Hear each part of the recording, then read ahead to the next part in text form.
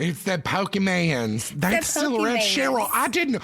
My grandson loved that 20 years ago. Cheryl, I did not know that still existed. I got some of them cards up in my attic. He just left here. Welcome to Certain Point of View's Another Pass podcast. Be sure to subscribe, rate, and review on iTunes. Just go to CertainPOV.com. Hey everyone, welcome back to Another Pass podcast. I'm Case Aiken. I've got a wonderful guest, but I also have some big news because this is the 101st episode of this show, and I felt it was time for a little bit of a paradigm shift, a bit of a new generation, a second season, if you will. And to do so, I felt that I was going to stunt cast this one. So I kind of felt that I needed more opinions and, or rather a more consistent second opinion on all of this. And that is why I have asked Sam Alicea. Hello! To be my new co-host. Huzzah! Fanfare! Fanfare! Yeah! Whoa! Yeah! So, listeners, you may recall Sam from the Killing Joke episode or the Christmas Prince, the Royal Wedding episode. Both winners. She is, yes, both hallmarks in the series. But from now on, you can expect her every time, and I am so excited to have you, Sam. I'm so excited to be here. Thank you. Thank you for torturing me with sometimes great movies and sometimes terrible movies. So excited. Well, and that's going to be an interesting one today. So, as part of a bit of a podcast crossover, we are colliding with Saturday Morning Confidential, and so today we've got Matthew Ryan Limerick. I'm back. Welcome. And that crossover is we're talking about Pokemon, baby. Yes. We are talking about Pokemon. Because right. So we're going to be the best. You can't have that ever was. Exactly. But to train them is my true test. To train them is my cause. Though, I figured you can't have a 25th anniversary of the game franchise without talking about the first movie for both Japan and America that I remember being monumental as a pop culture iconic moment. It was. I mean, to this day, I believe, and someone can fact check me, but I believe it's still like the highest grossing anime film in the US of all time, like in the theaters, like in terms of anime films, not animated films, anime films. But yeah, it was really popular. Animated fun fact, it was the highest grossing for 2 weeks. And then 2 weeks later, Toy Story 2 came out. Thank God. Could you imagine? Could you imagine this still being the top grossing animated film ever? Wow. Yeah. Right. Well, and now we get into weird lines because you get into the Disney remakes that are animated movies of anthropomorphic, or not even anthropomorphic, just I'm thinking The Lion King. The Lion King is what I'm thinking about. It's an animated movie, right? Yeah. We can all just agree about that. Absolutely. It's computer generated. It's animated. Yeah. It's not the live action Lion King. But so that whole test of everything is very different now. Yes. But we're going back to the halcyon days of 1998 to talk about Pokemon. So Matty, you brought this to the table. Why don't you sort of explain a bit about what's going on? Because you referenced the reason why we're having this crossover, and talk about what you're doing. So this is coming out in the week after the actual 25th anniversary of the Japanese release of the first two games, which were Red and Blue in Japan, and then subsequently in America. And then the anime kind of very quickly came on the heels of. Yes, Case. It was Red and Green in Japan. Red and Green. It was Red and Green in Japan. Yes, you are correct. And then Red and Blue in America, which I'm still a little butthurt about. Why Bulbasaur or not Bulbasaur? I mean, Squirtle. I like Squirtle, but I am a grass trainer. You can't see my Bulbasaur literally right above my head, but I got a Bulbasaur right above my head. And so I felt we needed to celebrate that because Pokemon means a lot to me in very different ways. It's why I'm a gamer now. So as an adult, and I'm one of those adults that never kind of outgrew this. And so I figured for you, Case, because this is the place where we can talk about bad movies and give them a second second go, or we can talk about great movies that we don't need to give a second go. And this falls somewhere in that spectrum. So also you're my buddy that I talk about nostalgic things with. So I figured this would be wonderful. And I'm so excited Sam is here for this as well. Well, I mean, it's rated G, and I think that's for a good time. Whether that good time it's an adventure. This movie is a journey. Whether that journey always makes sense, that is up to us to discover today. But it is fun. It's got a lot of puns. I love it. Jesse and James, big fan. Absolutely. Icons. They are icons. They're amazing. So, yeah. Where should we begin? Well, I think it might be important to talk a little bit about our association with the franchise when this came out. Oh, yes, absolutely. The three of us are all a little old for the crowd of being like the diehard I grew up with Pokemon phase.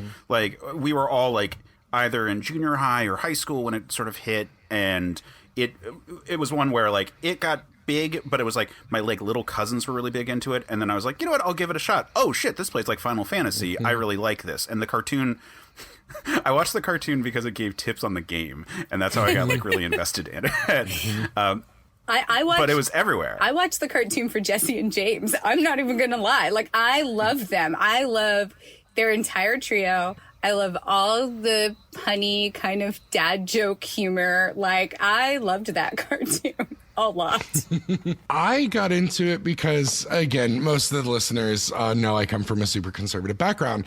And so I desperately wanted to be friends with the other boys, and all the boys at my school totally bought the first Pokemon game. They watched the show, but we didn't have cable. So on my antenna channel, it came on at like 2:30, just as we were getting home from school. I wouldn't always see it. And I just wanted to be liked by the other boys. And so I clung to Pokemon as this thing. One, it was super cool, but I just wanted, to be like the other boys. And I fell in love. So I didn't actually play the games until Silver and Gold came out.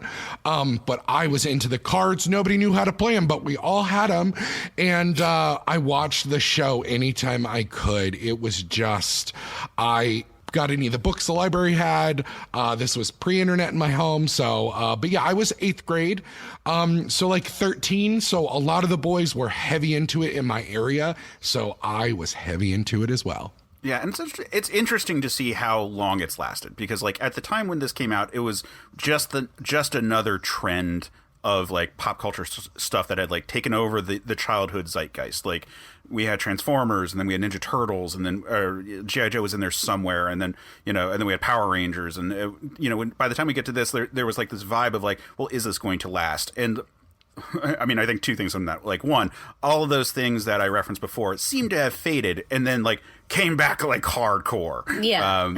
In a way that like stuff didn't really happen before. Like, you see a little bit of fandom for like G-Force or like He-Man. Like, I don't think, like, there are people who are like action figure people, but there's no one who's like a diehard He-Man cartoon stan.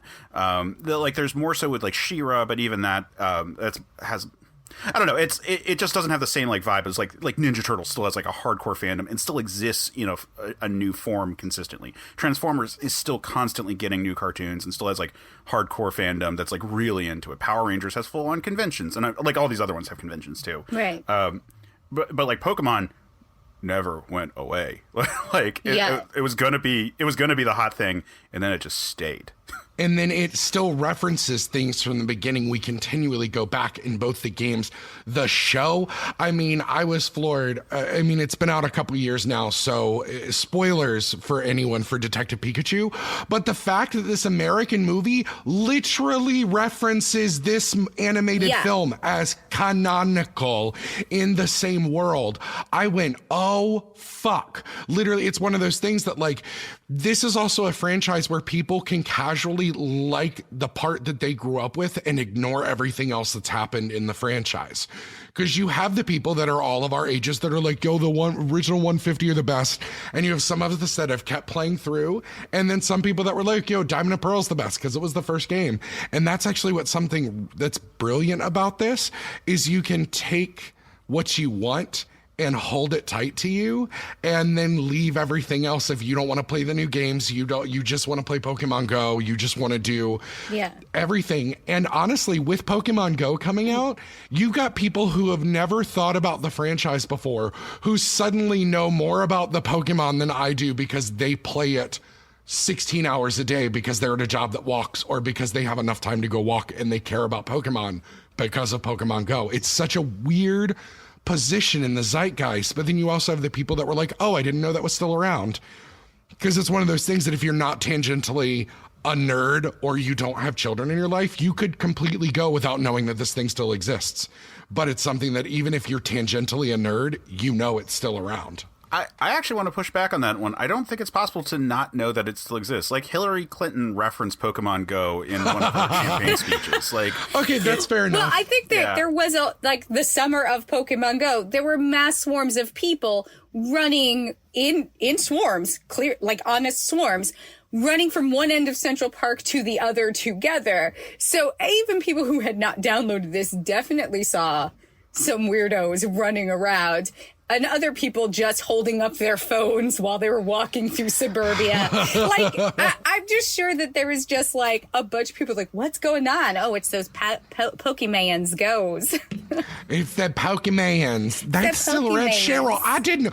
My grandson loved that 20 years ago, Cheryl. I did not know that still existed. I got some of them cards up in my attic. He just left here. That definitely, even in the late 90s, people were calling them Pokemans, and it used to bug me so much. Oh, yeah. Oh, absolutely. Well, and you've got the people that are still trying to, they're still holding on that they're going to be millionaires because they have that Charizard, that original Charizard card. You know, even though it's beat up and peeled corners, they're still going to make millions off it. And you're like, girl, sit down.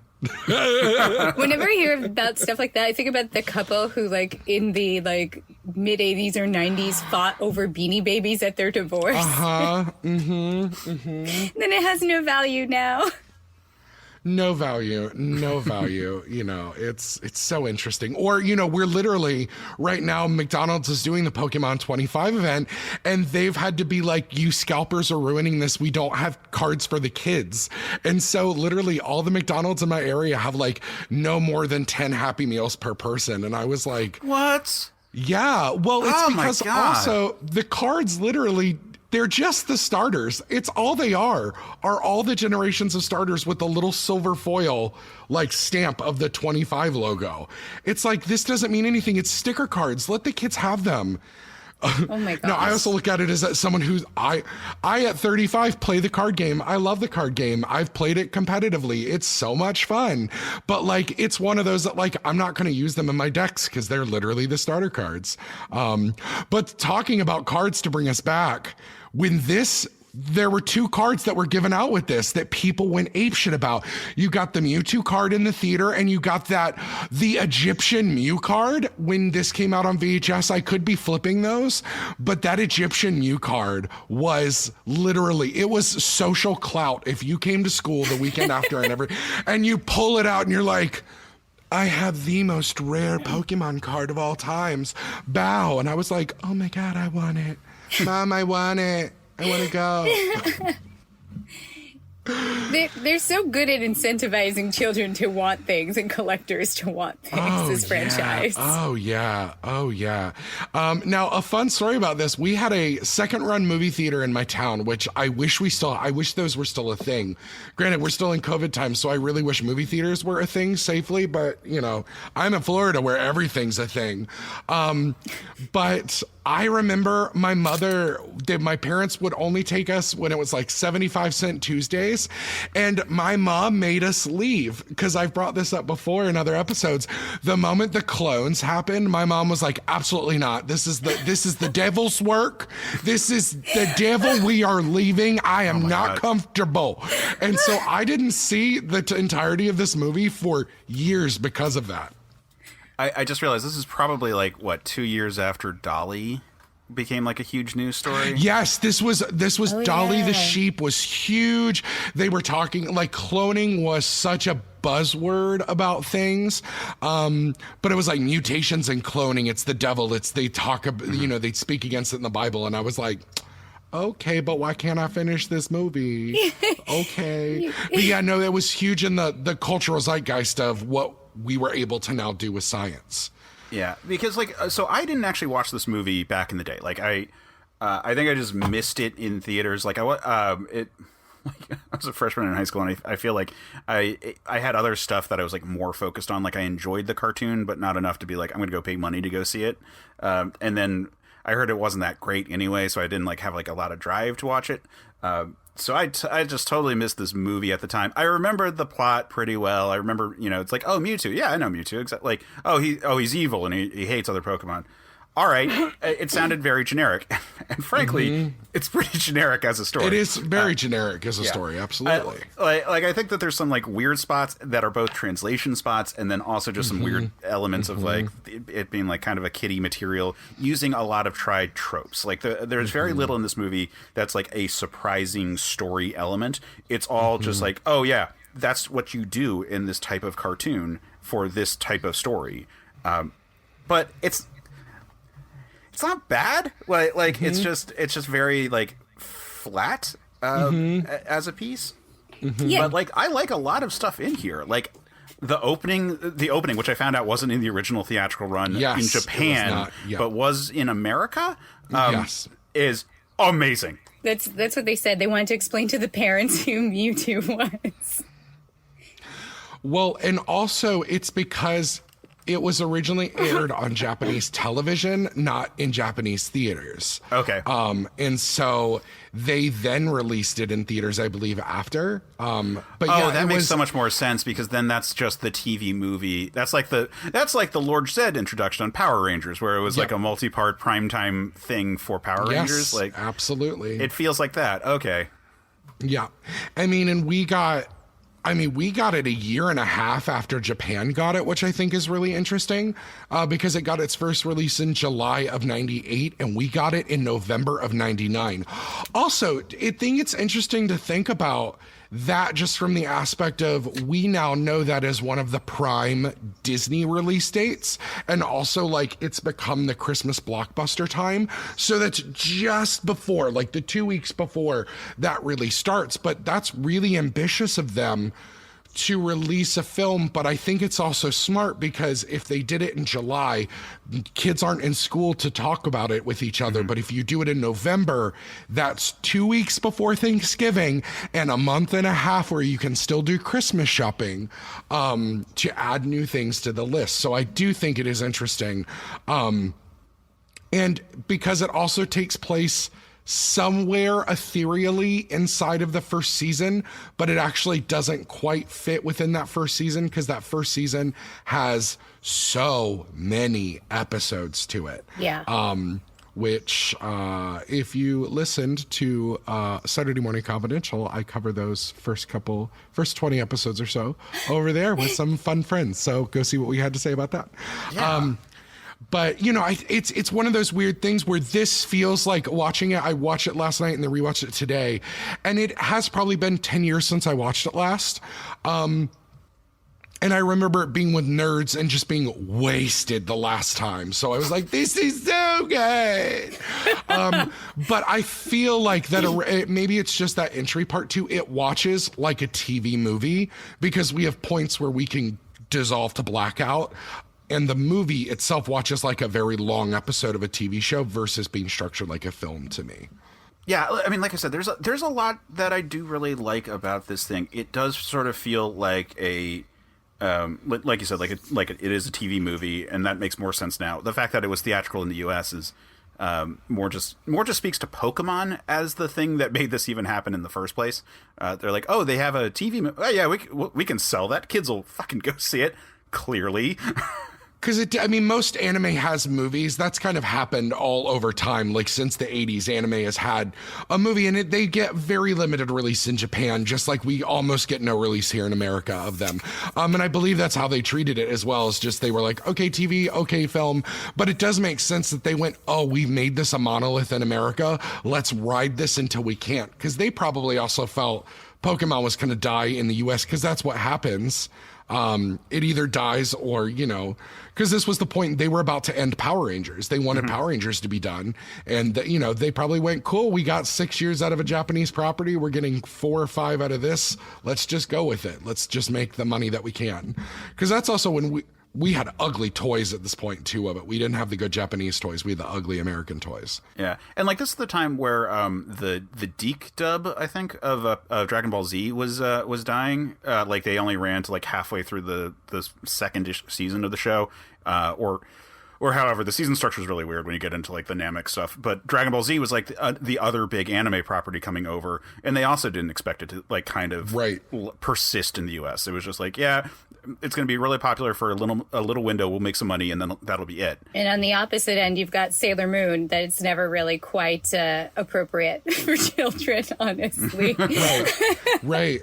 Well, and this is just before the afternoon block Toonami would release on Cartoon Network as well. And so this was a Fox. I know for where I was, it was a Fox syndication. A lot of friends I know say that it was their WB, their kids' WB syndication was who had their Pokemon. But it does also make sense that this is before you could come home and watch a block of anime on Cartoon Network. This is back when you could either come home and watch PBS Kids, or you could watch, Fox was one of the only ones, or Kids WB, that were doing afternoon blocks, other than like Disney had been doing it for a while through their syndication. So it is interesting to also look at this as like just before Cartoon Network developed their Toonami block, which also, just combines that idea of Sailor Moon and Dragon Ball Z, which, would go on to have their life as well.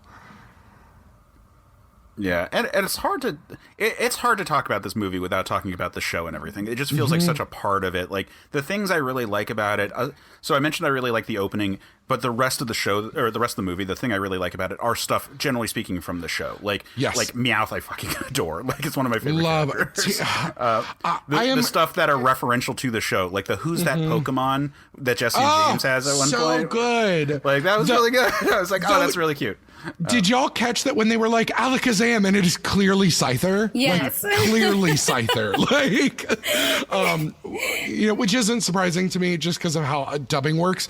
But yeah, it's so clear to me, especially knowing that the Japanese reviewers actually really liked this film, and they talked about it having depth of character and a darkness, even though it was a children's series, to then talking about that they tried to make it as American as possible for the dub, which meant losing a lot of the depth that they were trying to develop with the Japanese script, which again happens so much during this era of adaptation of anime. I mean, Cardcaptor Sakura, it happens with, a lot of the animes that were of this time. Sailor Moon, good God, talking about Sailor, I think 2001 would have been Sailor Moon S, and so that they just beat that to hell in making their adaptation. They didn't even really honestly, they pretty much showed like the first few seasons like just on a loop, like in the early morning, and they didn't even get like further on. Like I wouldn't know about like a lot of the other Sailor Scouts if I hadn't been reading the manga, because they were just like, a lesbian, a couple, never mind. No. Yeah. They're cousins now, and we'll only show a few scenes. Yeah. Cut everything. And we were on the breadth of them, getting ready to release Silver and Gold, as well as go into the next series of the anime. So something that this also sold was the Pikachu's Vacation, where it's just the Pokemon. It is this cute 20-minute, and I'm a little bummed that I rented it on iTunes. Case, I think you rented it on Amazon. Yeah. That the Pikachu's Vacation wasn't included, because we meet Snubble and we meet Meryl, and then in the beginning, the opener, which is, Ash, a random guy coming out of nowhere in a Team Magma the Ruby Sapphire character. I was like, oh, that's an icon we're going to bring back in a little while. that like a randomly challenging Ash, and he's a Dawn fan, which is a Johto region Pokemon. And so that was also, they sold that really hard of like in the poster. I remember loving this poster, having the Mew and Mewtwo, and then all the Pokemon behind them. And you could see Snubbull, you could see Donphan, and you could see Meryl and Togepi, because they were those first introductions to this idea that we were on the breadth of a new region of Pokemon. And so that was, to me as a kid, it was a huge selling point of, oh, we're getting more. There are more than 150. Oh my God, we're getting more. This is, but it's so interesting because I also was thinking about, like, since the beginning, we've got that bop that is the Pokemon theme song in America, and Mew and Mewtwo open the credits. They open the Japanese and American credits. And so, you know, it's interesting for them to be like, oh, this is who Mewtwo is, this is who Mew is, knowing it was kind of in the forecast of who they were going to bring in. Well, also because of the games. We knew because of the games. Yeah. But that's interesting. I keep forgetting that Togepi is technically Generation 2 because he's like, I associate him so much with the show, which I think of. And again, I kind of like faded off after like somewhere in the first season, maybe the second season. So I keep thinking of Togepi as being like Gen 1 because I think of the show as Gen 1. But that actually works really well with the thing I want to talk about later. But yeah, which is great. Let's talk about some of the things going on though with this actual movie, because it is super short and very straightforward. Like, I was surprised at how quickly we get into the main plot and exclusively the main plot, and then we're done. The movie's just over real fast. There's no real B plot to this at all, or C plot, other than, oh, there's a missing woman and weird mysticism from the literal like harbor master. But we can get into that later. Yeah, I was like, I actually wrote in my notes, I was like, whoa, I don't remember there being the prophecy. I was like, but it's here. There's a prophecy in this. Like, a little of it kind of makes sense. Like, those kind of tall tales sort of fit, like the old maps of like here there be dragons kind of stuff going on when looking at it. Like, you can kind of picture fishermen talking about like there's scary stuff that happens out in the mist, or like a Loch Ness monster kind of thing. You know, like the living on the edge of the unknown of like the waters, the shores, like kind of fits. Like, you could imagine sea shanties about like a giant like fish like living outside of the realm of sight. Giant Gyarados. So that part's not weird. Well, yeah, exactly. That's a sea shanty about a giant Gyarados. Yes, I want to hear that, actually. That's the second gen. I would like to hear that. Don't spoil my thoughts. But so like that part's not that weird. The later part where it's just like there's a prophecy that the Pokemon can save the dead or whatever. That's where it gets weird. But they do. Yeah. But they do. They complete the prophecy because they give Pokemon tears. I'm so stupid. That literally just landed in my brain, and I've probably seen this movie 20 times. Like, they do. I'm so stupid. She says that, like, the only thing that could save someone, or like a Pokemon now, or from the waves, is like Pokemon tears. But there are no Pokemon tears. And when Ash, by the way, I did kind of cry a little, guys. I'm going to admit this. Like, I always do. So, but when Ash is like, you know, turned to stone. Spoiler alert for anyone who hasn't watched this in years or ever. What's your problem? Go watch it. And he's turned to stone, and Pikachu, who loves him, tries to shock him awake, which both makes me cry and laugh a little bit because I'm like, humans and electricity, not really good, Pika, but okay, I get it. You're doing what you can, right? And then all the other Pika clear. Exactly. And so then all the other Pokemon see this like emotional moment of like this Pokemon fighting to save their trainer, and they all feel terrible. And not just like the regular Pokemon who have, but the clones too. And they all cry together. And then Ash is reformed, and Mewtwo grows a heart like the Grinch. Yeah. But it is a sudden change. It is a sudden change in him. He's really just a very strong. Can I tell you, I literally was like, Mewtwo and Franklin Richards are the same character. Like, a brat with like psychic, a brat with these kinds of powers. And I was like, he's literally just a toddler. He's just a toddler who doesn't understand and is real angry and needs nappy. Like, that's really what Mewtwo is for most of this movie. I mean, it's a trope. I kind of he's like kind of Magneto. to me. Oh, yeah. He's absolutely like, you know, like a whole like the humans did us ill. And just like even the whole idea, like, no, those Pokemon are willing to be slaves, so they don't deserve a life either. I'm going to create a new world with my new Pokemon, and we're going to rule this world, and we're going to be fine without all of you. So that's kind of the thing that this movie sort of brought into crystal clear focus that is always sort of an issue with Pokemon. And this is the thing I don't like about the franchise in general, and this movie really focuses on it, which is that it's basically just super cockfighting. Or pitbull fighting, like whatever you want to call it. It's the worst. Well, you know, like as a thing. I think what is interesting is that you say that, but then the movie like brings that point up and then tries to defend itself, right? Oh, I know.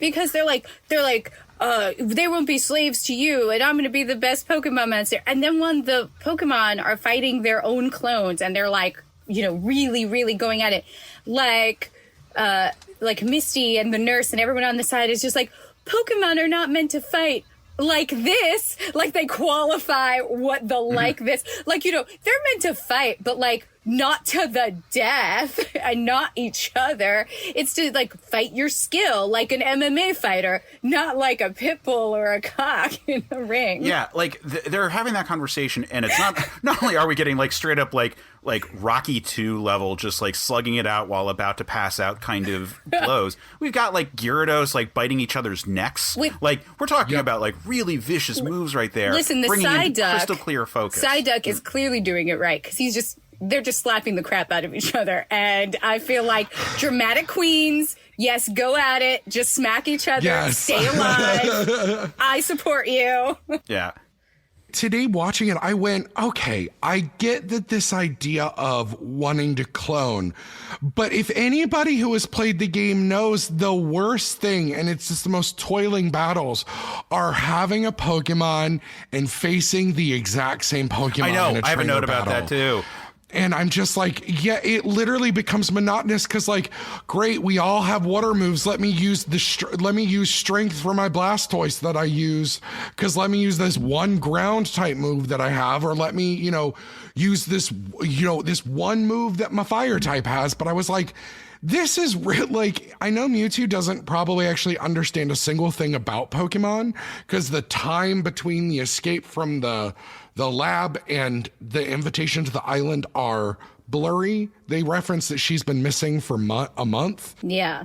So I get that he doesn't understand, and I get that they probably didn't want to animate too many Pokemon, but it's one of those moments where I go, I don't particularly enjoy watching the same Pokemon beat the shit out of the same Pokemon, especially because it is so savage and so raw. I felt like I had to rationalize that for myself, though, because I felt like this is me. I feel like a Mewtwo apologist right now. So I feel like he wanted to prove that the clones were better than the originals, so which is why he sent the originals after the clones specifically, which is why he didn't do like a matchup like I'm going to have my water Pokemon go against your electric Pokemon or whatever. Like, but that's actually my note there, which is that like that would actually have been the interesting choice. Like when it's two like types, and like Mewtwo, like they had this whole thing like where Mewtwo suppresses their like energy powers, which like, okay, cool, what are you doing to normal Pokemon? But or flying type Pokemon, where it's like, yeah, sure, ultimately I guess they are just going to use their like their melee attacks and so forth, and that'll be really boring and slow and painful and just fucking dogfighting.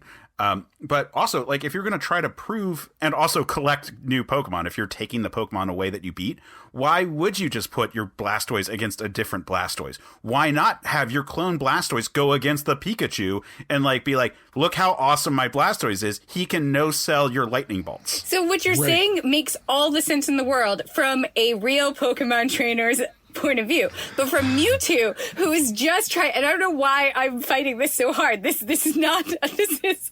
I'm not winning anything. But I think from Mewtwo's point of view is that he's made improvements to the clone. And I think that for him, this is less about the clone battles and a Pokemon battle and more about him trying to prove that his existence is valid. Guys, I've lost this. I've gone too deep. I've taken too many pages of notes. I'm sorry.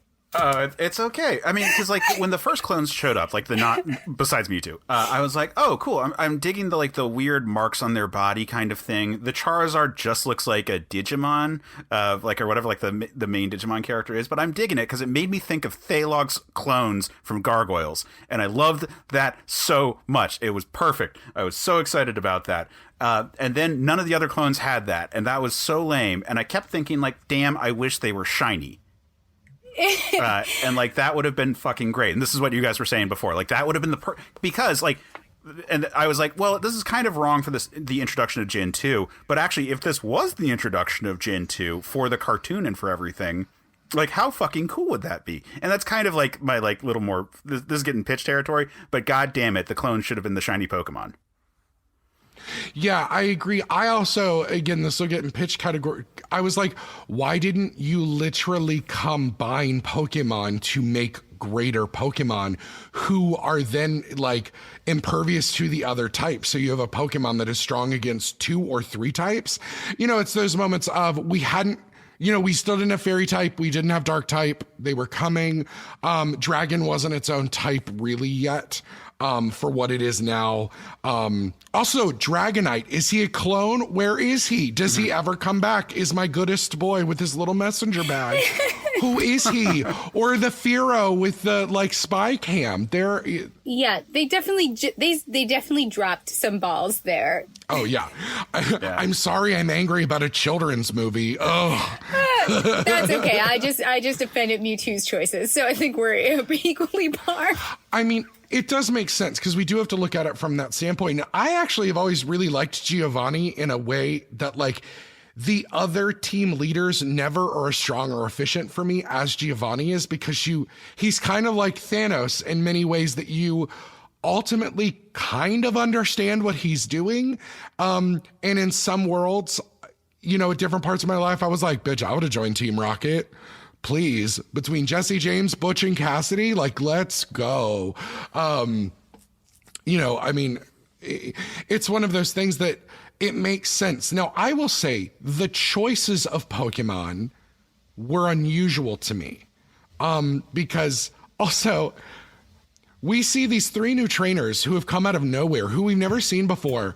And we see great Pokemon from them, though unusual team balances. From like the girl, I was like, why you got 2 water and 2 fire? And then like a fairy, whatever. That's, you know, it's just me. Or the other guy that I'm like, oh, that's a really good Elite 4 kind of taking on the Pokemon League between Scyther and Hitmonchan and Vileplume and those kinds of things. Like, oh, that's not a terrible team choice. But then why we only see like the babiest of baby Pokemons from our 3 heroes? Because, like, I know there's inconsistency from Ash sending back Pokemon to Oak and catching new Pokemon, but, like, I know Broxell's Onix and Geodude with him. Yeah. I like, why didn't, and, like, we see Starmie earlier, but, like, then Starmie never shows back up. Yeah, I have like, a note of, like, why don't we see Brock and Misty's Pokemon in the actual final confrontation? I actually feel like it felt like they cheated, right? Because they were supposed to take all their Pokemon out, and they never did. Like, well, I think the point was that they were uneasy about that idea because at no point has it ever ended well in the show when all the Pokemon are just hanging out together. I referenced the 3 fighting brothers. It's the first time we meet. We learn about the evolution stones at that point. It's the little boy with the Eevee and his 3 brothers are the electric, the fire, and the water. And they've got the Vaporeon, the Jolteon. And that's when Ash is like, come on, Pikachu, don't you want to become a Raichu? He's like, Pika-Pee, which I believe translates to fuck all the way off. Yeah, seriously. Pikachu's got some that attitude. I was also like, and then of course they bring in Charizard to like nerf the moment, but like I've always had issues with Charizard in the anime anyway. I was like, I don't care about a bratty Pokemon. This doesn't make it interesting to me. But this is after they've deviated from the games, and so we don't actually have a game moment. Because even I believe the way you meet Mewtwo in the game is just like he's in nature, he's there, whatever. So like they're literally swinging from left field and creating, this is as they're deviating from the games in the show as well. So, I mean, I guess this is, you know, a bunch of grown adults sitting in a room writing for characters in a way they haven't before, but it's still like a weird group. Like also like Wigglytuff, but like Ninetales makes sense and Nidoqueen makes sense, but like, you know, having two Vulpixes like adorably wrestle with each other while Ninetales is literally ripping each other's throats out. Like it's so weird. I think one of the things we have to remember is that in a world where you actually are interacting with these animals and so forth, like one, you might not encounter them the way in the great variety that you do in the game, and two, you might actually have personal connections. Like if I had two dogs that I loved and raised from puppyhood and I guess use them for fighting. I would still probably like hold them close to my heart and really not want to switch them out. Case is regretting that analogy. I hate look, it is so hard to talk about Pokemon. Like the abstract, like fun kind of it's so cool to do the like cartoon animals kind of thing, and there's a stat sheet, which is why it's good that Pokemon aren't like a fighting game, like the tournaments and so forth aside, like that the fact that it's just you're going down a menu and doing like text-based like combat stuff. Yeah, because like fuck man, like can you imagine a Mortal Kombat style Pokemon game? Oh my god, no, because that would be the worst. No, like Pokemon is fun and like the nostalgic for all of us, and there's like all these like nerd things that we all enjoy, and like you know like all the stuff about like the types and the sheer variety and all these like fun things. But fuck, man, Pokemon fighting is so hard when you actually put it in any way into the real world in your head. Yeah, and so that sucks. And this is about the time that we were starting to see a lot of like anti-dogfighting legislation. This is just a couple years before Michael Vick would get in trouble for his dogfighting rings. And so I feel like this doesn't need to be said, but I'm going to say is that none of us here encourage animal violence. I would never want that. I literally sprayed my boys earlier when they were fighting on the bed because they were taking each other's snacks. So like, I hate the idea of animal fighting. And it is weird because also like, it's that idea we all go, oh, we know what our teams would be. We know, but I was like, we also know that like we all would probably be like NPC kind of people. And like, I would have, you know, found a couple Pokemon I love and then like opened a theater company or something. Yeah. Or I would, you know, I'd be the dancing Eevee Kabuki girls in the second game. Jinx. I would just like really try to support Jigglypuff's music career and just be supportive every time people fell asleep on them, and I would just be like, I'm really sorry, it'll work out next time. Well, and I think that's why I believe it's Ruby and Sapphire, when the idea of a Pokemon coordinator came out, the idea of like beauty contests for Pokemon, which again, that's being problematic, but like the idea was to like love your Pokemon and dress them up and bond with them, because the stronger your love bond, the stronger their attacks will be for an exhibition sense. Right. And so there isn't that idea of fighting, and they did introduce that. And I thought it was very interesting later in the anime that they would go into this idea of Jessie being a coordinator, and Jessie wanted to be a coordinator because she loves Pokemon, which is, again, I think Jessie and James have some of the most amazing character development throughout the like 1,000 episodes of Pokemon that we've had. They're the best. They're like Bulk and Skull, who had like a ton of character development over the show. Like we could talk about Power Rangers because it's hard for Maddie and me not to talk about Power Rangers when we're on an episode. But it is that scenario. It's the side characters. They literally play the same role. Like they're recurring antagonists that are not actually that bad. And so they are allowed to continue to exist. So it's not weird that they keep showing up. And as a result, they can actually progress and grow in a way that heroes are often not allowed to be, because they have to be morally right at the beginning. And while they may deviate for short periods, they always have to resume that morally right standpoint. Yeah. Can we talk about how Meowth's clone just kind of came over and was just like, yeah, I'm not doing this. I am so bummed that Meowth couldn't talk too. Me too. Because I love the idea of the abnormality of Pokemon being able to speak, because we have the Lapras who had a psychic move and could speak, and Mewtwo speaks. And, you know, there is that also that novelty of Meowth being their universal translator, this idea that all Pokemon can understand each other. Yeah. But yeah, I do love the Meowth of all of them. It's like, y'all, we're not doing this. I don't have the energy. I am more evolved than this. They had a split moment where they both like took out their claws, and then the other, like the clone was like, Meow. And he was just like, yeah, me neither. You're not into this? Not me either. They just sat down and kind of watched everyone. And I was just like, that's mood. I was like, that right there. Meow is mood. He understands. He gets it. Can we also talk about the music? The music during the battle scene, the last battle scene about brotherhood. That was kind of like, it felt like an 80s power ballad, but like, I don't know, guys. Like, I had real feelings, but I don't know what they were. It was just really surreal and weird to me. They went hard on this soundtrack, because if you look at the actual soundtrack, they had like people who were up and coming. They were like B-list pop stars that were doing the like state fair circuit, but were getting a lot of traction. Like the soundtrack, I remember this bops, but then I also remember that like none of it's in the movie actually, because this is still that point where we're getting the score and we're getting the soundtrack inspired by, because this is when they're releasing the like To Be a Master albums and stuff as well. So they were doing the like, oh, we can do Pokemon pop music. It's a thing that can happen, including that the ending theme, which is like very Christina Aguilera. It might have actually been Christina Aguilera.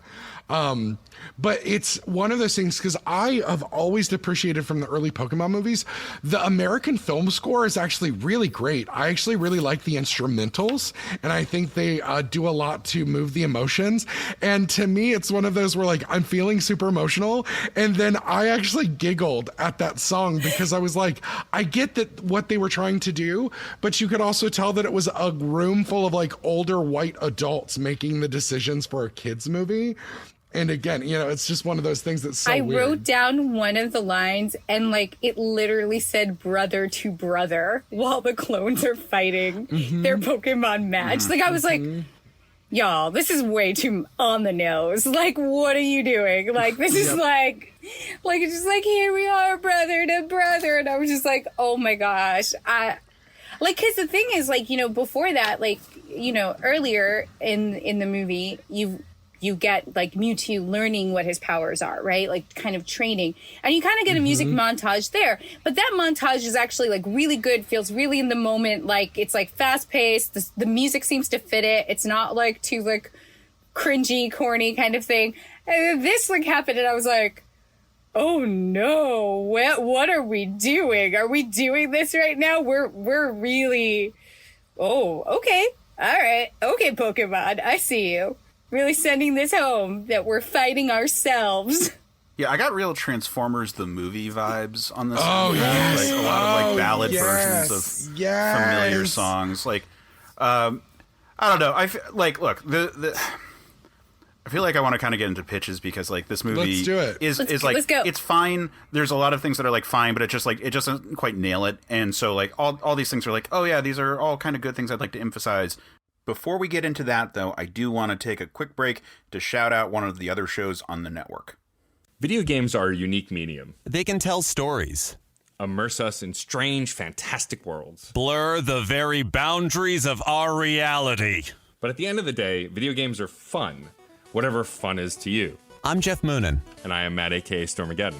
And on Fun and Games, we talk about the history, trends, and community of video games. It's a celebration of all the games we play and all the fun we find within them. And there's so many more games out there, so we hope you'll share in that conversation with us. Fun and Games podcast with Matt and Jeff. Find us on CertainPOV.com or wherever you get your podcasts. And happy gaming.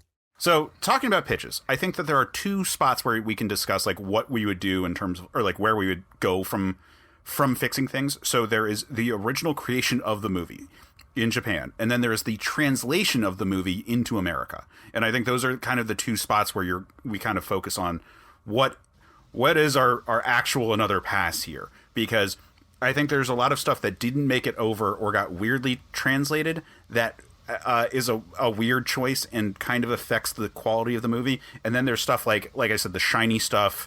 Or the clones could have been these like chimeric kind of combinations of Pokemon. Creating the Gen 2 Pokemon in the first place could have been a thing, but those are all like early, like that's the Japan side of it, the actual creation side. So like we could talk about both, we could talk about whatever, but like where would you guys start with this?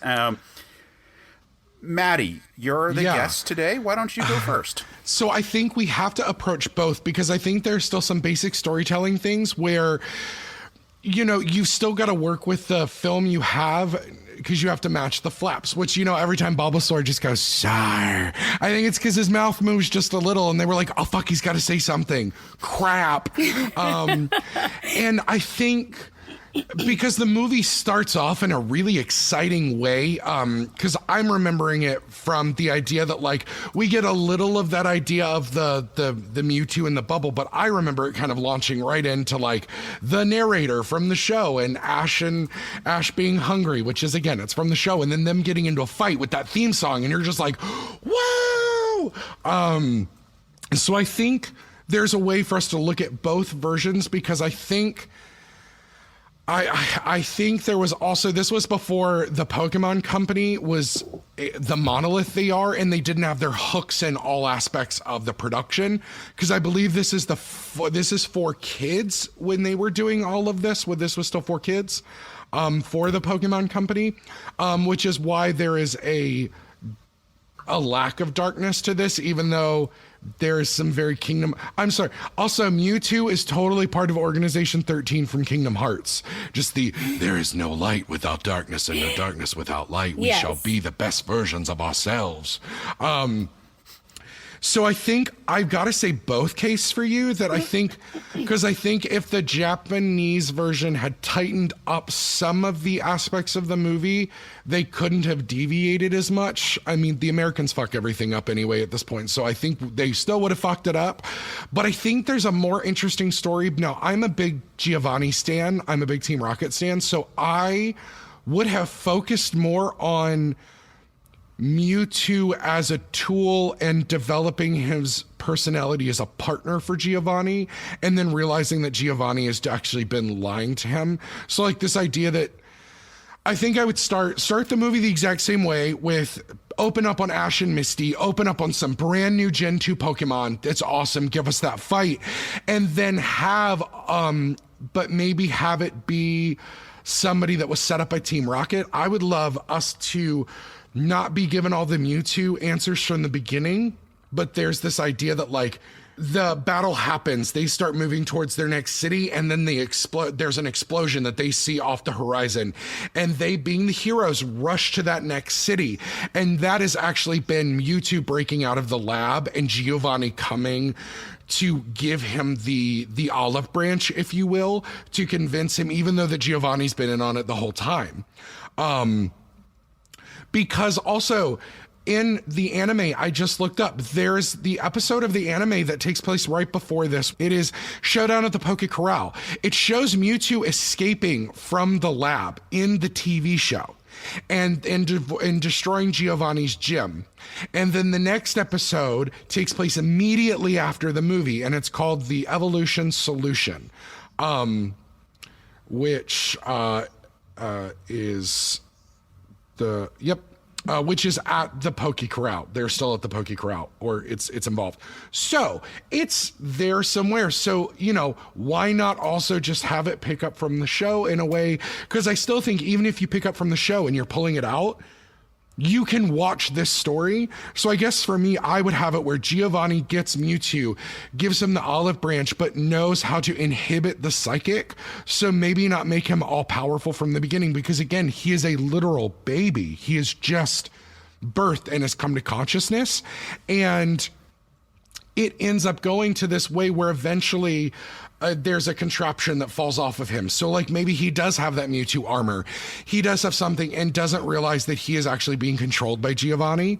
And then what happens is Mewtwo rebels against all humans. And Ash and team have been there tangentially trying to stop Team Rocket, because they're stealing Pokemon, but it seems like they're disappearing in the blink of an eye. And it's because Mewtwo is teleporting them in and out. He's using his psychic abilities. He's making people go to sleep. He is that ultimate tool. And so it's Ash and team, maybe with some of the other gym leaders. I would have loved to seen like Lieutenant Surge come back, because this is after Ash gets the last badge, but before the but before the Indigo League. So honestly, he knows all the gym leaders. This could have been a really cool moment. Instead of giving us 3 random trainers, bring back Sabrina, like, because she was a scary, really controlling psychic. She could have immediately been brought in for this. Like they're doing this crime patrol thing, and then it ends up that they have to team up with Giovanni and Team Rocket at the end to stop Mewtwo, and Ash ends up convincing Mewtwo. So maybe still have the clones, have it be where Giovanni, you know, this idea in Gale of Shadows in XD, which I know is not connected to the rest of the games.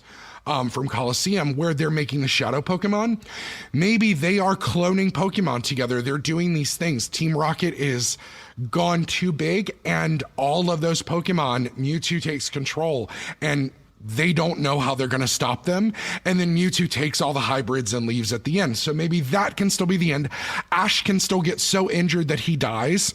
And then that's when Mew shows up later, is Professor Oak shows up. They've had to hunt down Mew, or give us a B plot where, like, maybe the gym leaders, Misty has to lead the other gym leaders and go find Mew, and then Brock and Ash stay behind and they're helping Professor Oak. And so there's a way that we could get a really interesting A plot, B plot, and maybe even a little C plot to then immediately feed right back. Or we get, I forget who the professor is in Gen 2. Maybe that's the professor that shows up and has to help them. And that's when we meet the new 3 starters, or we meet another large Pokemon from it. This is a way they could have actually really, integrate Granbull, because we've just seen Snubbull, integrate Meryl, or Azumarill, because we've just seen Meryl. Give us some of those, bring back Donphan, bring in Ursaring, some of these very large Pokemon that can help them. So I think that would be, this isn't as a clear and concise pitch as you normally bring, Case, but I think I would go with this idea where they've escaped from Team Rocket, and then Ash and team has to help. Maybe not help Team Rocket, but they have to, Giovanni has to pull up his bootstraps as a gym leader to help the other gym leaders, because he is, I would love to see this like oath as gym leaders that they have to come in and help protect the region, because they are the strongest, they are the greatest, they are the leaders. And so Giovanni has to put aside maybe his Team Rocket coat and pull on his gym leader boots and help save the day against his own creation, I think is where I would go with my pitch. Yeah, I think that's a really solid component of that. One clarification, what actually happens in it? I'm asking right now. When Mew's a clone, right? Like they find the DNA of Mew and they recreate Mew, and then they decide they want to improve on it, right? So it's not they found an old Mew. I think it's that they found. So this is one of those things where I think Mew exists out of time and space, much like Celebi does in the 4th film. Because for spoilers, Celebi dies in our timeline, and it's the first time we see a Pokemon die, shrivels up and fucking dies. And Suicune shows up and saves the day, blah, blah, blah. But we learn that Celebi, because they exist as the nature spirit, they exist throughout all of nature, throughout all of time. So I'm thinking that Mew, I actually would like it where Mew isn't a clone, that Mew is locked in that tablet, like the Egyptian tablet is the top of a sarcophagus. And so maybe Mew sleeps for centuries, sleeps for millennia, and this was a way that humans were trying to keep Mew. They thought Mew was dead. And so they open it and they think it's just a well-preserved Mew, and then Mew wakes up and escapes first, and they go, oh, it doesn't matter, we have the DNA. And that we see, so I think it's okay to open with Mew and have Mew tangentially be there, but also maybe Mew be their Deus Ex Machina and not be there for the 35-minute battle. Maybe it's trashed at the end, and then Mew comes out of nowhere, or Mew has been asleep this whole time and Mew wakes up. It's one of those things that or Mew can't wake up until Mewtwo reaches full consciousness, and so when the thing falls off, Mew also wakes up. Okay, yeah, because that's one of the things that is a question in the original versus the American translation. Like, it's still there in the American translation, but it's more of the point But I kept on being like, but wait, like the way they describe it, it sounds like they found the remains of a Mew and they cloned Mew and then wanted to make a better Mew. And then Mewtwo really doesn't like the idea of being like a construct, but isn't and like hates Mew, but like also isn't Mewtwo like Mewtwo and Mew both kind of constructs in this, or like kind of at least like genetic experiments? Well, what I thought was that what I took away from the American translation was that they found DNA and used that of an ancient Mew and was able to like basically create Mewtwo, but they didn't know that Mew still existed. So Mew kind of came out of nowhere as existing. And I mean, every now and then that does happen with a species where everyone assumes that they are, or they can't find them in nature and they're like, oh, they're extinct. And then like one pops up and they're like, holy crap, they're not extinct. There's at least one that we know of. And so I kind of... In the real world, we have coelacanth too. Yeah, so I kind of thought that like that's what had happened.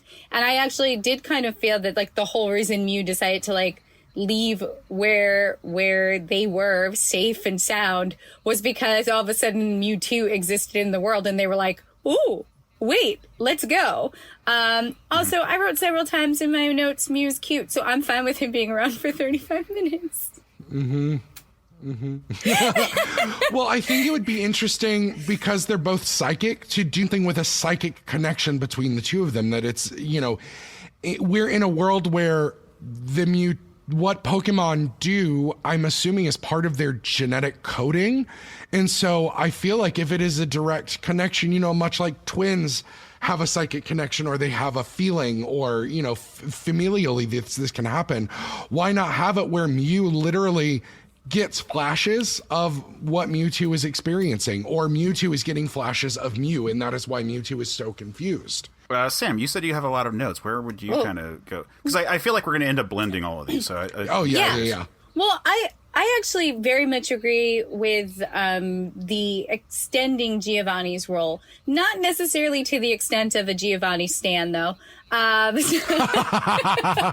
sorry. I'm so sorry. No, it's fine. It's fine. I'm not judging, only slightly. And but honestly, for me, I just felt like I think that the movie was trying to have this juxtaposition, you know, at the beginning and the end, right? There is some attempt at calling back, right? Like circular things, like even with the prophecy and things like that. Like they try to go around in full circles and close things off, even if they don't do it effectively.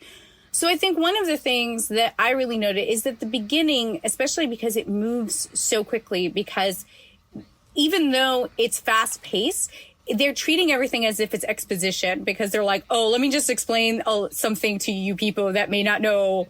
Here you go, right? But I think that they needed to kind of really build out this relationship with Giovanni and Mew and show Mew kind of, even though not understanding why he's wearing the armor, having more trust in Giovanni, building this idea of like, I trust you, you're my trainer, you're the person I know, like you saved me when I left that lab, that kind of thing. So that when the betrayal is actually figured out, when the betrayal is actually known, and I think that scene wasn't really like shown, right? Like you just kind of hear like Giovanni was behind it all along. And I feel like you had to have the moment where Mewtwo realized that he was being used to capture Pokemon, that all of his training was actually to build up this gym, that all of his training wasn't for him, it was for Giovanni, and that he wasn't really cared for or cared about. He's not really a partner. So if without feeling that true betrayal, without seeing Mew go through the experience of having that betrayal, of, you know, processing the betrayal, you don't really understand the kind of power Pikachu has later on, when Pikachu will give up almost anything and begins to cry for his trainer who just sacrificed his life, right? Like, and then if you clarify that at the beginning, then you can kind of make sense and kind of flush out that end so that Mewtwo really, you know, understands like, wait, there are humans in this world that would give up, and there are Pokemon in this world who feel the same. Like friendship is a real thing, and it is possible, and it is possible between all of you. And wait, And then it's okay for him to fly off with his clones and go to make his world. But because that beginning part is so rushed and so like thrown together, and because you don't really get the betrayal in the beginning unless you know the characters, right? Like if you know Giovanni, you know the backstory, if you played the games, then you kind of understand how misunderstood Mewtwo is. You understand that he's really a Grinch or a Magneto. Like he's actually a little bit of both, right? Like he's a mixture of those two people. He is a creature that is created just to be used and really for the profit of this man, and because he wants to win everything and he wants to win it all, and he's a tool. Like he's born to be a tool. Like he doesn't even have an identity outside of that. And like the anger of that, and then watching all these other Pokemon just like being willing to be tools. Like, what is your problem? Why are you willing to be tools? Why are you willing to just work for these people that would do nothing for you? You disgust me. I don't want to see you. I don't want to see them. I'm going to get rid of you. Like there's a whole world that is just kind of unexplained because you don't really go into that betrayal. And it would be very simple. It'd be a simple scene that you could just kind of inject in there to really have like a confrontation between Giovanni and him, and then have him escape. And you can even like put a B plot where Giovanni and Team Rocket is maybe looking for Mewtwo to kind of like figure out how to get him back. And like in the end, maybe you even adjust it so that Ash and Pikachu and the team, the sacrifice that Ash makes is not necessarily just for all the Pokemon, but actually for Mewtwo to get him away from Giovanni. Like he's going there, he's helping, he realizes that things are wrong, but at the very end, you think that Giovanni might get Mewtwo back, and Ash makes this sacrifice, and he gets turned into stone, and basically, like, stops Mewtwo from hurting, everyone, and from hurting each other, and still had the same emotional end for me, where Pikachu is crying, and everyone is crying, and then you find prophecy and the Pokemon tears cure Ash. But basically, Mewtwo is so moved by the sacrifice that Ash made for him. A Pokemon he didn't even know, a Pokemon he didn't even train, a Pokemon that was in all ways disgusted by him and disgusted by even his Pokemon, and wanted to rule the world and maybe have him reassess, like, am I my creator's monster, or am I my own person, and I need to go find that out? And that's how he fixed it. I would keep most of the movie the same. I would keep all the Brock lines the same. I would keep all the Team Rocket stuff the same. But I would make that adjustment on the script end, just because I think that in itself might fix a lot of the issues that this simple script has. And it's fine to leave it simple because it was written for kids. Maybe you don't make it super complicated, but I think just fixing that one thing and really making that betrayal, and maybe throwing Giovanni in at the end, really like, I'm going to capture him, because why would he let this Pokemon go? Like, even if that's not his character at all. So I think he would definitely still be hunting him. We would probably also get another half hour out of it. Well, this is a movie, honestly, if it had been 90 minutes, I would have been okay with it, honestly. Because, I mean, if they'd used it well.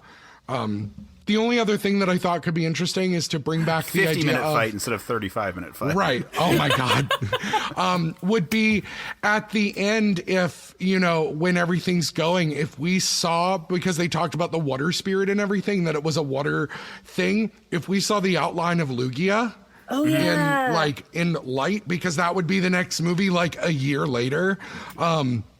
I thought that would have been really cool, even though it's not the same region. I don't think it would have mattered, because again, we've got another Team Rocket like people, and I believe Giovanni's in the next one.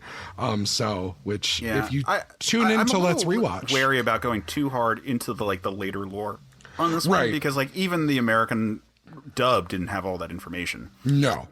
So I am wary of being like, well, obviously we could tie this into a thing that happens 4 years later, like just because it's like they wouldn't have this information, like it would be conjecture. I don't know. What is your pitch case? All right, so taking it from just a translation standpoint, I think this would mostly be doing fixes that I wish that we could exacerbate on the actual production side. But the translation standpoint, honestly, the two big things I have an issue with, aside from the awkward opening after the Mewtwo, like I said, I really like the opening Mewtwo origin bit, especially to like make it feel like a movie. But then the opening on like Ash and Brock and Misty just like hanging out, and that's it. Like with the narrator, and it just feels like an episode of the show. And then like the trainer runs up, like that's like a little weird. I wish they'd opened in media res. But the fact that we get to the end of the movie and Mewtwo just fucks off with all the clones, and like I feel like he hasn't really learned a lesson that much, and I don't know what's the like. There's this he's going to learn about friendship. Sorry. So there was this theme that was more so in the Japanese that they downplayed in it, which was about like what is your origin? Why is that important? Versus in the movie they play up this whole like, well, you shouldn't fight that way kind of thing, and it's like this like really forced story point, which is like just really awkward. They're giving this whole speech about it, but it's also again the premise of the franchise, so I'd really rather not call too much attention to it if we could help it. Like stop talking about how bad it is that they're just hitting each other, because sometimes they just hit each other. Hitmonchan just hits people. That's never going to be different. And I would love to have a translation that sort of more focuses on the finding the origin of who they are and the spiritual journey for Mewtwo at the end, maybe with the clones, if he had to leave with the clones and like keep the origin, like the Japanese ending, and like focus on that as like what the actual arc for the character is. But if I was on a production side of things, I would then actually make that very much so the story, like the way that you guys were saying, because like at the very end of the movie, I would like Mewtwo to go off and return each of these clone Pokemon to like wild Pokemon of those same types, and like then at the very end of the movie, like kind of go off with Mew on his own like spiritual journey to figure out who he is, because like the unifying factor of them being clones isn't that big of a thing, really. Like it would be different if they were, like I said, if you were saying that they were like hybrids, if they were like these like chimeric like components where it's like, all right, well, we've got both a Dragonite and a Charizard fused together into two heads like Ghidra or something. Like, yeah, that would be a different story where they wouldn't fit in any sort of community. But the clones that we get, even if they did the shiny ones, which I think would be appropriate timeline wise, that they would have the idea that could be a plot point going forward.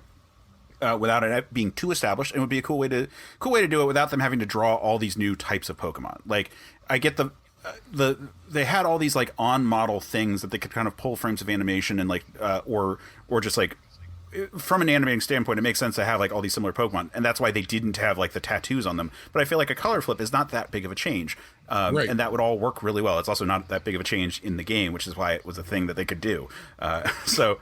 Introduce the shiny concept, like introduce that, have that there. But how cool would it be to unite that like that Blastoise with more of its own like type, or like not that, because they are animals. Like if the Blastoise is going to like go on and have like a healthy life, it would find more of its own kind. Likewise, like if the Charizard was united with a bunch and you saw it like have a mate and start laying eggs or something at the end in like a post credits, like that would be a really nice kind of story point. And then I would love the idea of like Mewtwo just kind of going off to figure out who he is with Mew side by side.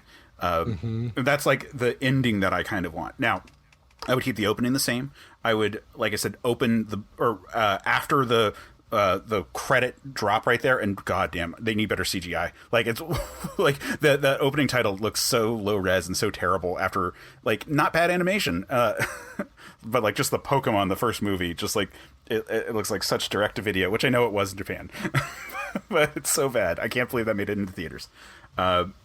Then open with them in media res in the fight with that other trainer. Have like that way you could have like you could have Ash be talking about Pokemon fighting and getting advice from his trainers to sort of set up their relationship with each other. I feel like they really missed a goldmine for having that kind of a scene where they could like like have them switch out what types of Pokemon they're using, like have a fight that's like really engaging and being like, this is what Pokemon's about, and drop some like basic like Pokemon wisdom. It's like, okay, he switched to a water type now, you know, like now you know what to do, and like Pikachu, get out there, and Charizard, come back, like whatever way you do it, like give it a scene where they are explaining the nature of the game and of the challenges that they do, like that trainers fight each other in the context of the actual battle, and have that exposition occur in the midst of it all, I think would like really draw audiences in and hook them. Then what I would like to do is like have them move on, like don't do this like invitation kind of scenario, have them move on to a gym that they find empty, and they find the invitation there to this island. Because presumably he would have reached out, or Mewtwo would have reached out to the gym trainers, like you were saying. And I think that would be kind of the cool spot where that's when Ash then goes out there. And I love your idea. Like, I wasn't thinking about like the trainers part, but that's brilliant, because I was just thinking like, or rather the gym trainers, like that's a brilliant way to do it. Like to bring back the continuity of the show. And because like you can explain who most of them are pretty fast. You don't need to know everything about them, but it's a really nice uniting point on that one. Like I said, the shiny Pokemon would be where I go. If not, I would go Gen 2. I wouldn't go into like totally new types of things, because then people would want them to exist. Like, there's no way you could have like a Gyarados Onix hybrid that people wouldn't want to exist in some way. But then have those Pokemon, like I said, like do like if they're going to fight each other, fight. If you're going to have Mewtwo's Pokemon fight other Pokemon so that Mewtwo can claim them, have him send them out to show off how tough they are against things that are the bad types. Like, and then you can even talk about the lore of the games, because I think that's always sort of like a fun self-reinforcing factor of Pokemon media, that it reminds you of the video game mechanics, but doesn't feel alien to the world. Like, the game doesn't feel an abstraction of the anime. They both feel like they are part of a consistent through line together.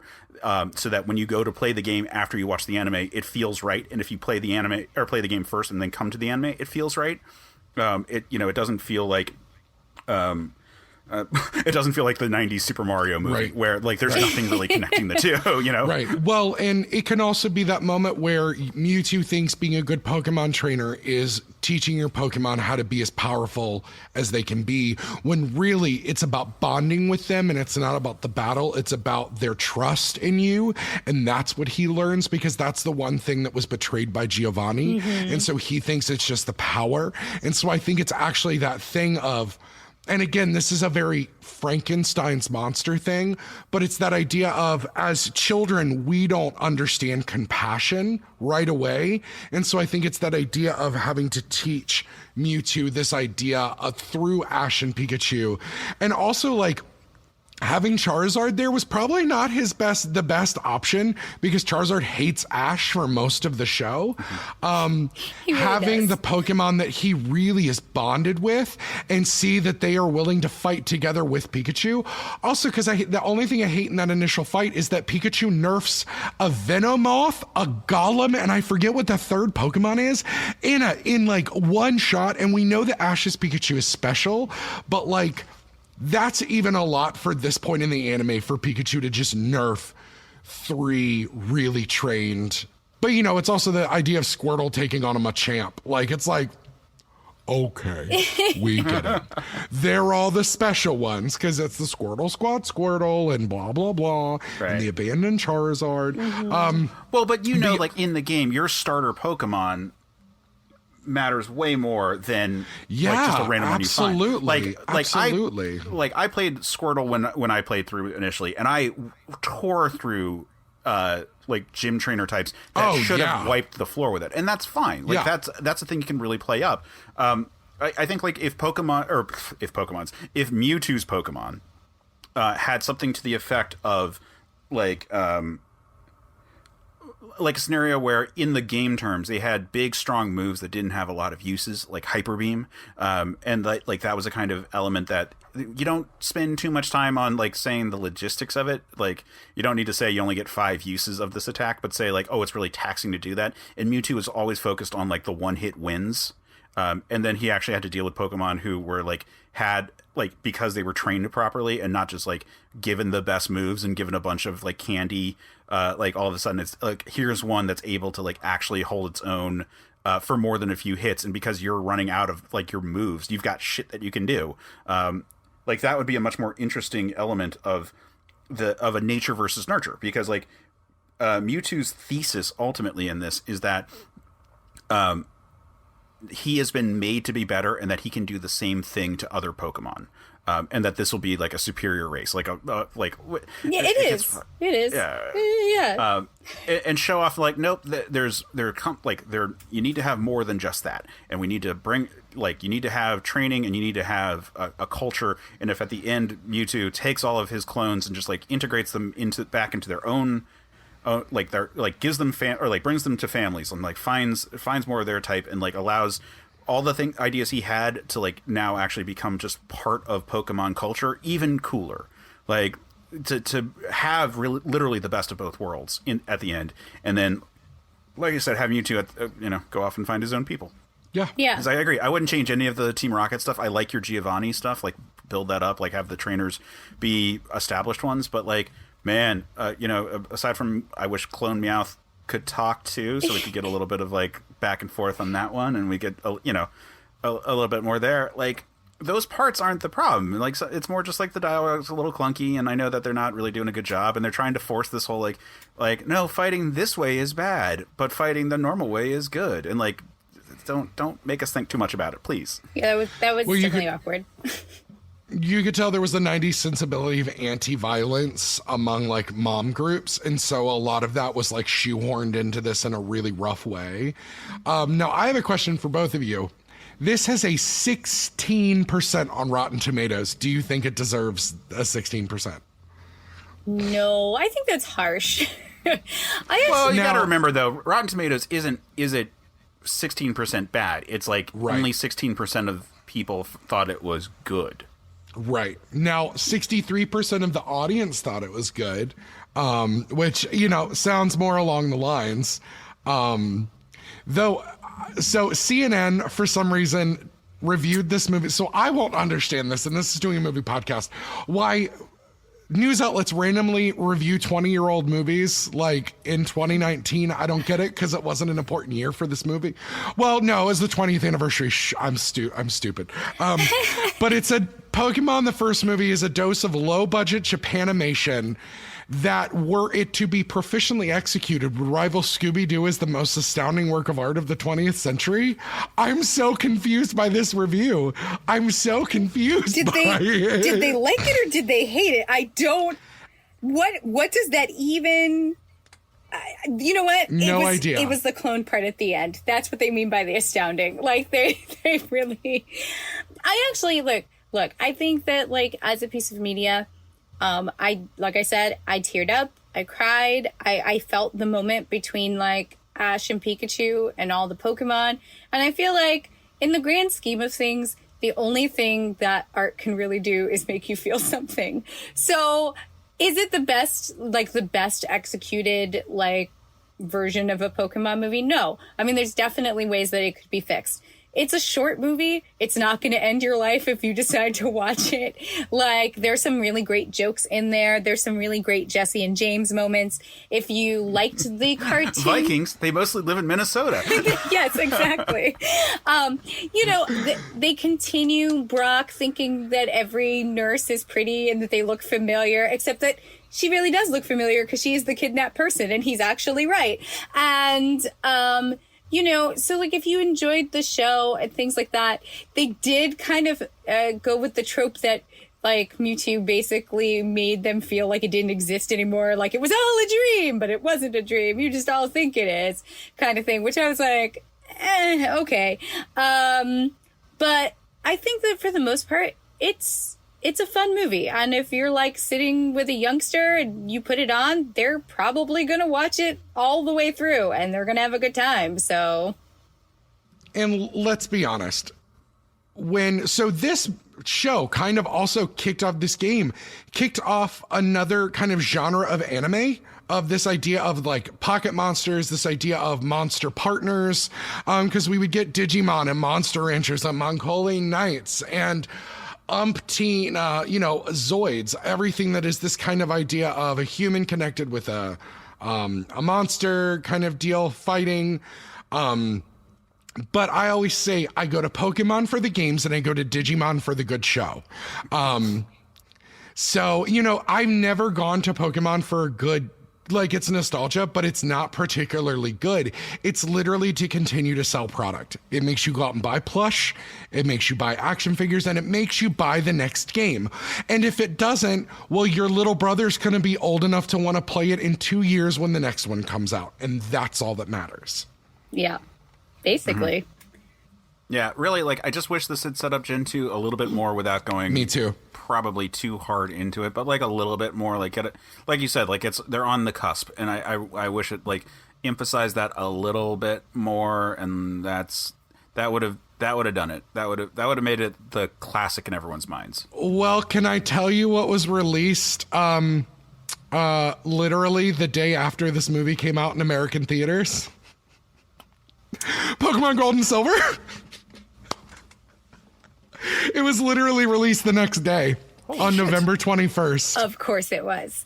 And that's amazing. Of course it was. As you said, it's November, so there's still plenty of time for Christmas shopping. So you drop the movie, all the kids are running to see it, and then the day after you're like, by the way, there are new games.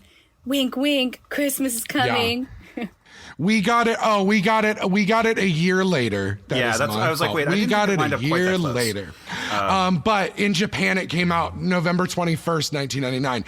Well, in the anime, we wouldn't move into the Johto realm for another 2 years, year and a half, because he had to go through all of the Indigo League and then not beat the Elite Four.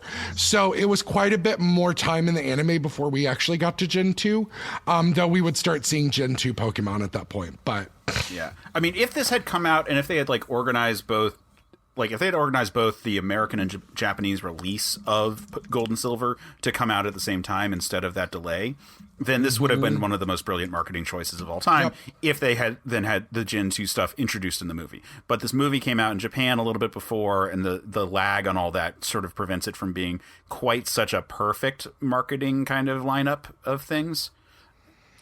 Though I know we said we don't want to reference things that are coming, but literally Pokemon 2000 came out in America in July of 2000. And this came out in November of 99 in the US. Mm-hmm. So that's not even 7 months, 8 months, 10 months. So, I mean, I know this was released in Japan in 98. And so it's hard when you're talking about now. It takes them, we get the American anime within 6 months of the Japanese, where before it would take 2.5 years. So I get that we've much speeded it up. We've sped it up. Yeah, I mean, in some cases even faster. Like with Dragon Ball Super, they were doing it almost at the same rate?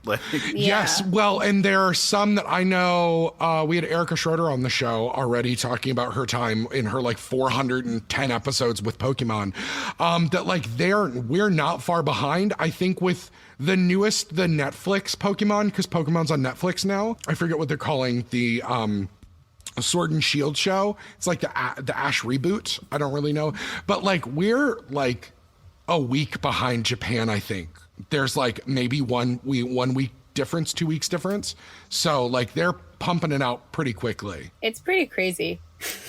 It's so much is done digitally now. So, it's just wild. Thank you all for enduring this with me. I appreciate it. Of course. I'm so glad to have you on and to chat about this one. It is definitely a strong work of nostalgia that, I infamously was not the strongest part of that franchise. It gets tied in so much with the show and with the games that are way overshadow it, but everyone remembers it because it's the first movie to come out in the US or in general. Like I said, I didn't watch it and I was like, yeah, it's Mewtwo, he's a clone and he thinks he's superior to all the other ones and he forces them to fight because he's bad.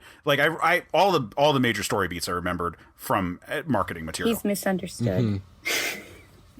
Well, yes, yeah. I'm keeping up with my Mewtwo apology tour. but that's what I mean. Because it's both tropey and also they were very explicit with the material and it's very simple. It didn't require a lot of understanding. Everyone who didn't see the movie still had a basic idea of how it plays out. Mm-hmm. So it's really just a matter of kind of refining it and crafting it a little bit tighter to make it the very best, like no one ever was. But Matty, you've got a lot of Pokemon stuff going on. So why don't you talk a little bit about that? Tell us. So we've been doing a big crossover here on Certain Point of View, as well as we've had some friends from Geek Elite and other podcast networks. So what's already come out, I believe it's everything except Fun and Games with Matt and Jeff at this point. We are wibbly wobbly timey wimey. So go check out Saturday Morning Confidential. I had an episode with Bitsy and Daniel from Geek Elite, Matt Stormageddon, where we talk about the first 15, 20 episodes of the Pokemon anime and just kind of how it stacks up, because early on in the show, it's still lined up with the game in a way. Like Kay said, you could watch the show and figure out things about the game. That same day, I have chatted Pokemon 2000 with our friends over at Let's Rewatch. And I cannot wait for you all to hear Brett and I scream about that. I then sat down with Erica Schroeder, who is a good friend of mine, and she took over as Nurse Joy, and she's Eevee. She's so many of the Pokemon. She's an icon. I love her. And so that's on Saturday Morning Confidential as well on our Serial Killer Radio Hour. We're doing this with you all. And then I believe it comes out tomorrow. Is Fun and Games with Matt and Jeff, where I sit down and chat with Matt and Jeff kind of about the idea of the franchise as a whole and kind of the monolith that this has been and kind of what it means for the people that stopped playing with the original ones, or those of us that are like, okay, just give me my 3D re-rendering of the original game, please. Or keep playing. Or, that I still play Sword and Shield and I didn't love it, but it's not for me necessarily, but I still love that Pokemon's around. Pokemon means the world to me. It's really special. And so I'm just really excited that we've been able to do this. So check all those out on CertainPOV.com. Go to our Discord, scream about Pokemon with us.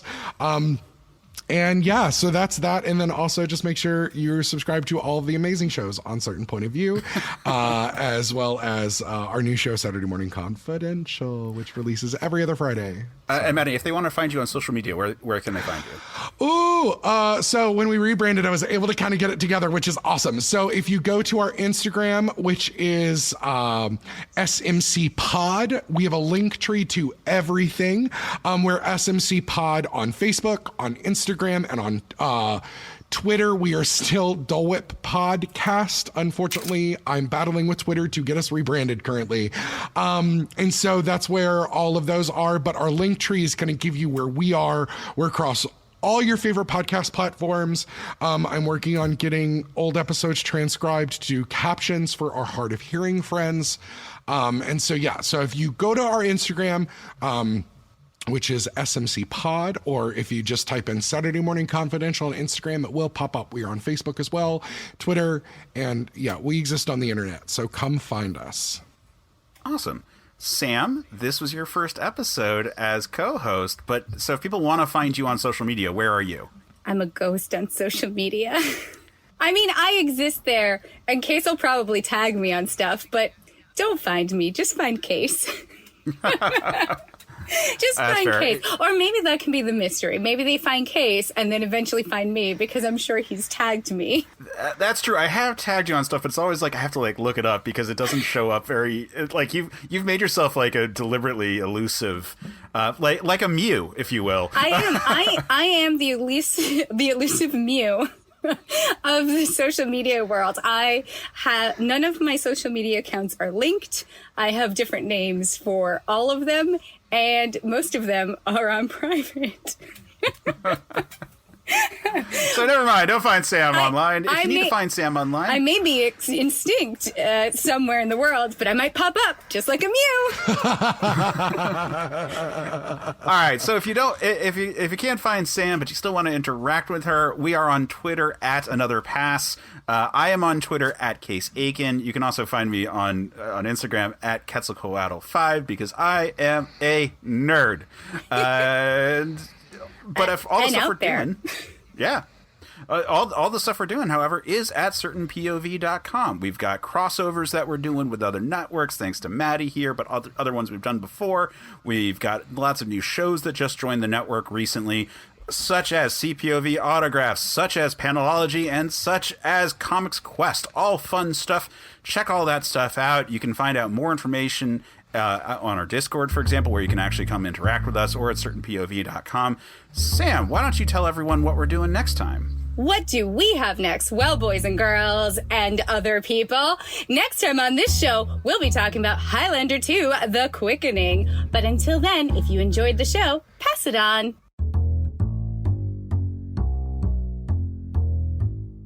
Thanks for listening to Certain Point of View's Another Pass podcast. Don't miss an episode. Just subscribe and review the show on iTunes. Just go to CertainPOV.com.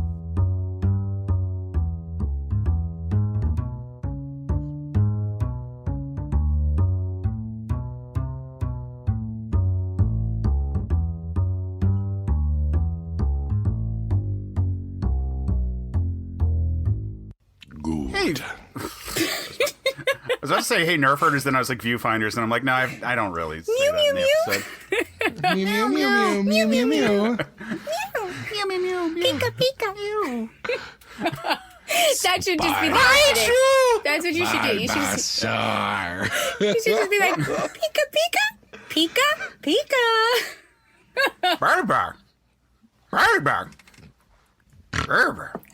My favorite thing about Bulbasaur is when he just kind of says, sir, like not related to anything. And that's like a comment. And you're like, yeah, I feel that. I feel that. Mood. Just, sir. It's like when your stoner buddy in the corner says like one or two words and everybody just goes, yeah, man. Yeah. Yeah. He definitely had that moment in this movie. Like, you know, like Pika felt it and Squirtle felt it. And then Sar like finished that off. He was like, Sar. You know, he got it.